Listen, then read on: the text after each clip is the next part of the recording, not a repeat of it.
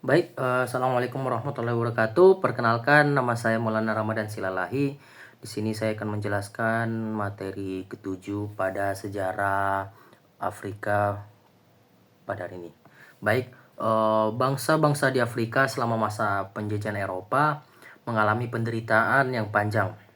Sejak abad ke-19, hampir seluruh wilayah Afrika di berbagai negara Eropa seperti Inggris, Prancis, Belgia, Italia, Jerman, Spanyol, dan Portugal tanpa memperhatikan batas etnis dan budaya masyarakat setempat. Akibatnya timbul perpecahan antar suku dan konflik sosial yang masih terasa sampai bahkan setelah mereka merdeka. Selama penjajahan, tanah subur dan sumber daya alam seperti emas, karet, kapas, dan minyak dikuasai sepenuhnya oleh penjajah. Penduduk asli hanya menjadi buruh dengan upah rendah, kehilangan hak atas tanahnya sendiri, dan tidak memiliki peran politik dalam pemerintahan. Namun dari penderitaan itu tumbuh kesadaran baru setelah ikut membantu sekutu dalam Perang Dunia. Banyak rakyat Afrika mulai menuntut janji kemerdekaan yang tidak kunjung ditepati. Dari sinilah muncul gerakan nasionalisme di berbagai wilayah seperti Ghana, Nigeria, Kenya, dan Aljazair yang menjadi awal lahirnya negara-negara merdeka di Afrika.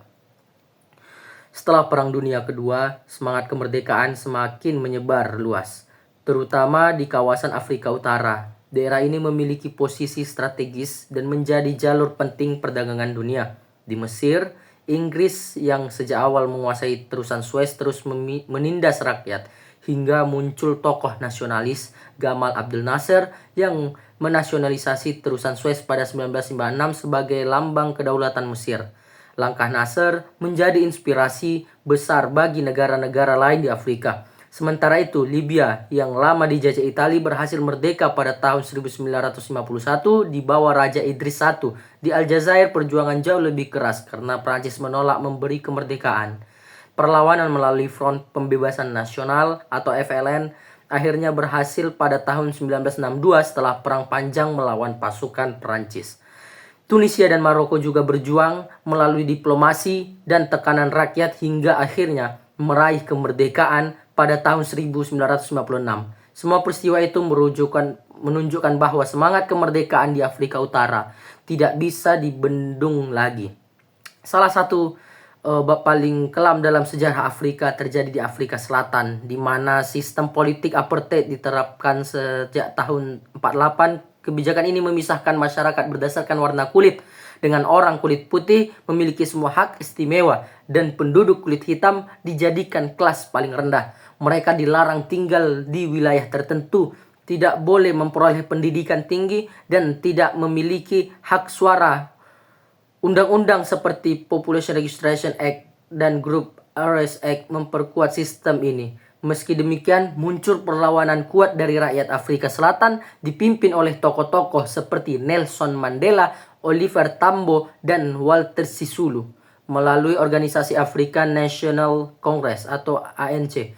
Mereka melakukan protes, boikot, dan mogok untuk menentang ketidakadilan. Dukungan dunia internasional turut membantu menekan pemerintah apartheid hingga akhirnya Nelson Mandela dibebaskan pada tahun 1990 dan terpilih sebagai presiden kulit hitam pertama pada tahun 1994. Momen ini menjadi simbol kemenangan rakyat Afrika Selatan atas penindasan rasial. Sistem politik rasial sebenarnya tidak hanya terjadi di Afrika Selatan, tetapi juga di hampir seluruh wilayah Afrika yang dijajah Eropa. Kaum kulit putih menguasai pemerintahan, pendidikan, dan ekonomi, sementara pribumi hanya dijadikan tenaga kerja murah tanpa hak politik. Politik rasial ini memperkuat kesenjangan sosial dan menjadi alat penjajah untuk mempertahankan kekuasaannya. Namun justru dari ketidakadilan lahir kesadaran nasional yang semakin kuat.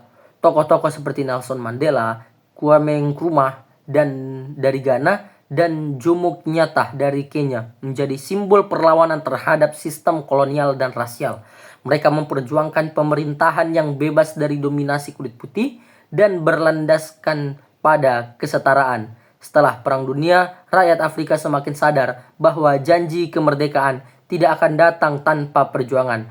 Maka masa pasca perang menjadi titik balik penting munculnya gerakan nasionalis di seluruh benua menandai akhirnya dari sistem politik rasial dan awal dari kebangkitan Afrika yang merdeka dan berdaulat.